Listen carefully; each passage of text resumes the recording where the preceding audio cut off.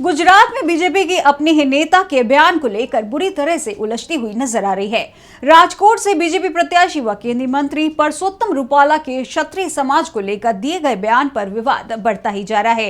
क्षत्रिय समाज बीजेपी से उम्मीदवार बदलने की मांग कर रहा है, तो अब कांग्रेस ने भी बीजेपी को इस मुद्दे पर घेर लिया है, जिसके बाद बीजेपी अपने ही दांव में फंसती हुई दिखाई दे रही है। तो कैसे अपने ही दांव में फंस गई है बीजेपी, जानने के लिए देखिए ये रिपोर्ट। गुजरात में बीजेपी की मुश्किल बढ़ती ही जा रही है। क्षत्रिय समाज के खिलाफ बीजेपी प्रत्याशी व केंद्रीय मंत्री परसोत्तम रूपाला के बयान को लेकर जनता में आक्रोश बढ़ता ही जा रहा है। क्षत्रिय समाज बीजेपी प्रत्याशी बदलने की मांग पर अड़ा हुआ है, तो दूसरी तरफ अब इस मामले में कांग्रेस ने अहम बयान दिया है। कांग्रेस ने मामले को भगवान राम से जोड़ते हुए रूपाला के बयान को भगवान राम का अपमान बता दिया है, जिसके बाद बीजेपी अपने ही दांव में फंसती हुई नजर आ रही है।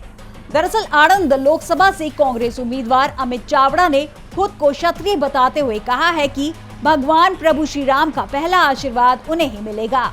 चावड़ा ने कहा कि बीजेपी नेता क्षत्रिय समाज का अपमान कर रहे हैं। भगवान श्री राम भी क्षत्रिय कुल के थे।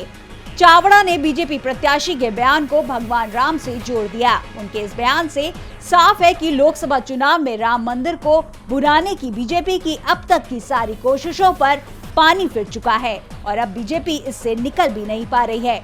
बीजेपी के अपने नेता भी अब रूपाला के खिलाफ खुलकर बोल रहे हैं। क्षत्रिय कर्णी सेना के राष्ट्रीय अध्यक्ष राज शेखावत ने बीजेपी छोड़ने का ऐलान कर दिया है। उन्होंने कहा है कि रूपाला के बयान से क्षत्रिय समाज नाराज है और बीजेपी ने रूपाला के बयान के एक सप्ताह बाद तक उनके खिलाफ कोई कार्रवाई नहीं की है। साफ है कि बीजेपी के दूसरे क्षत्रिय नेताओं पर भी अब दबाव पड़ रहा है कि वो भी पार्टी से इस्तीफा दे दें। वहीं कर्णी सेना के गुजरात अध्यक्ष वीरभद्र ने कहा कि क्षत्रिय समाज में गुस्सा रोष है। इस अपमानजनक बयान का कर्णी सेना विरोध करती रहेगी, जिसे देखकर ये साफ हो गया है कि अब बीजेपी को गुजरात की जनता क्षत्रिय समाज ही नहीं बल्कि पार्टी के अपने नेताओं की नाराजगी का भी सामना करना पड़ रहा है। ऐसे में सवाल ये उठ रहा है कि पार्टी क्षत्रियों के गुस्से से कैसे निपटेगी। पार्टी के कद्दावर नेता को लड़ाने के ऊपर कायम रहेगी या फिर क्षत्रियों की मांग के बीच नया रास्ता निकलेगा, क्योंकि अगर बीजेपी ने जनता के गुस्से के दबाव में टिकट नहीं बदले तो पार्टी की बड़ी हार तय हो जाएगी और ये हार सिर्फ राजकोट में ही नहीं बल्कि पूरे गुजरात में मिलेगी।